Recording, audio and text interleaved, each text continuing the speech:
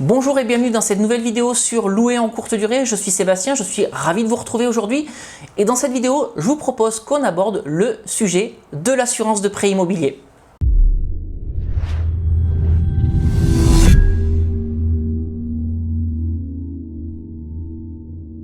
Alors l'assurance de prêt immobilier, c'est elle qui va vous permettre de rembourser vos échéances de prêt soit totalement, soit partiellement si des accidents de la vie vous arrivent malheureusement. Mais avant qu'on rentre dans le détail de tout ça, je vous propose comme d'habitude de télécharger les deux e-books que j'ai rédigés, Convaincre la banque, mode d'emploi et doubler son salaire avec la location courte durée.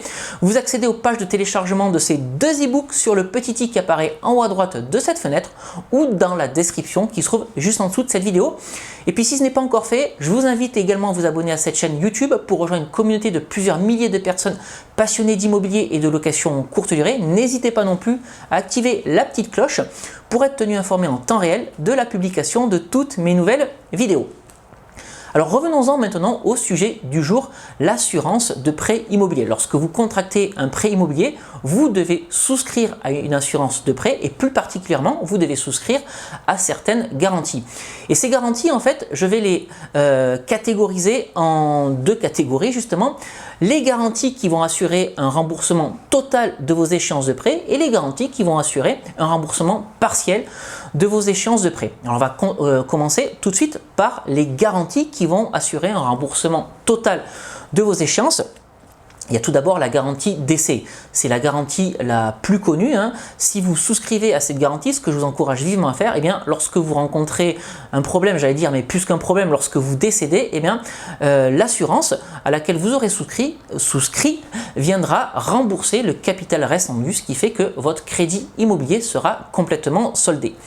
Maintenant, il peut également vous arriver d'autres accidents qui vont faire en sorte que vous ne pourrez plus aller travailler, vous n'aurez plus de revenus. Et dans ces cas-là, ce sont les garanties PTIA pour perte totale et irréversible d'autonomie ou IPT, invalidité permanente et totale, qui vont prendre le relais.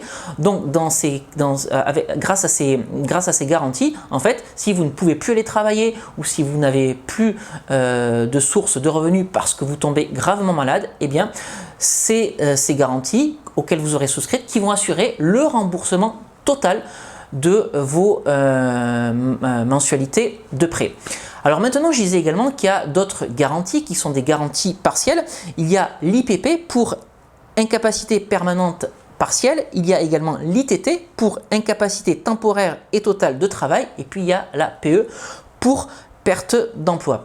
Ces garanties, en fait, elles vont se substituer à vous si jamais, durant un certain temps, vous ne pouvez plus assurer le remboursement de vos mensualités de prêt, soit parce que vous tombez malade, soit parce que vous avez une perte de revenus. Et bien, dans ces cas-là, en fait, les garanties que vous avez souscrites vont se substituer également à vous pour venir à hauteur de 10, 20, 30, 40 ou 50%, peut-être plus, de vos mensualités de prêt, de vos échéances de prêt en fonction de la raison pour laquelle vous ne pouvez pas vous assurer le remboursement total de vos mensualité de prêt. Puis également la PE, donc, que j'ai évoqué, également la perte d'emploi qui peut se substituer à vous si malheureusement vous perdez votre emploi et donc durant toute la phase durant laquelle malheureusement vous serez sans emploi, la garantie PE viendra rembourser vos échéances de prêt. Donc vous voyez, il y a deux catégories de garanties, les catégories qui vont assurer un remboursement total et les catégories qui vont assurer un remboursement partiel. Donc évidemment, lorsque vous souscrivez une assurance de prêt, il va falloir panacher, choisir les garanties qui vous intéressent le plus. Si vous voulez assurer le prêt de votre résidence principale, moi ce que je peux vous encourager à faire peut-être, c'est de prendre une garantie perte d'emploi. Mais si vous êtes sur un investissement locatif, c'est finalement le locataire ou les locataires qui vont payer vos mensualités de prêt. Et donc dans le cas d'un investissement locatif, c'est généralement les garanties décès et PTIA auxquels on souscrit, ni plus ni moins. Donc décès PTIA pour du projet locatif. Maintenant, si vous achetez votre résidence principale, évidemment décès PTIA, mais également peut-être perte d'emploi. Ça, c'est à vous d'apprécier en fonction des risques que vous souhaitez couvrir. Alors maintenant, en ce qui concerne ces assurances, il faut savoir qu'il y a deux possibilités de les contracter. Dans un premier temps, les assurances que vont vous proposer votre banque, mais vous avez également la possibilité de souscrire ces assurances auprès de compagnies externes. C'est ce qu'on appelle une délégation d'assurance. Il y a une grande différence entre l'assurance que vous allez souscrire auprès de la banque et auprès d'une compagnie externe. Pourquoi? Parce que si cette assurance, vous la souscrivez auprès de la banque, la mensualité de cette assurance va être indexée sur le montant total emprunté. Alors que si vous choisissez de souscrire à une assurance externe, la mensualité de cette assurance va être indexée sur le capital restant dû. Et vous savez que ce capital restant dû, en fait, il diminue au fil des ans, puisque chaque année vous remboursez davantage, vous remboursez une partie de votre emprunt immobilier. Donc, dans le cas d'une assurance que vous allez prendre auprès de votre banque, la mensualité sera toujours la même. Si vous prenez une assurance externe, la mensualité la mensualité d'assurance va diminuer au fil du temps. Alors, comment est-ce qu'on calcule cette assurance? Donc, je vais prendre le cas d'une assurance que vous allez contracter auprès de la banque. Eh bien, la règle de calcul, c'est le montant emprunté fois le taux de l'assurance divisé par 12. Je vais prendre un exemple concret pour que ce soit plus simple. Imaginons que vous vouliez contracter un prêt de 100 000 euros. L'assurance est de 0,30%. Eh bien, le montant de votre assurance sera 100 000 fois 0,30 divisé par 100 divisé par 12, ce qui fait 25 euros par mois.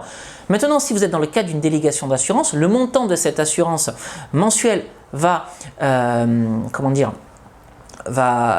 être différent chaque année puisqu'il est indexé sur le capital restant dû, mais la formule reste la même. Le montant de l'échéance, c'est le capital restant dû fois le taux de l'assurance divisé par 12. Alors vous vous demandez peut-être quel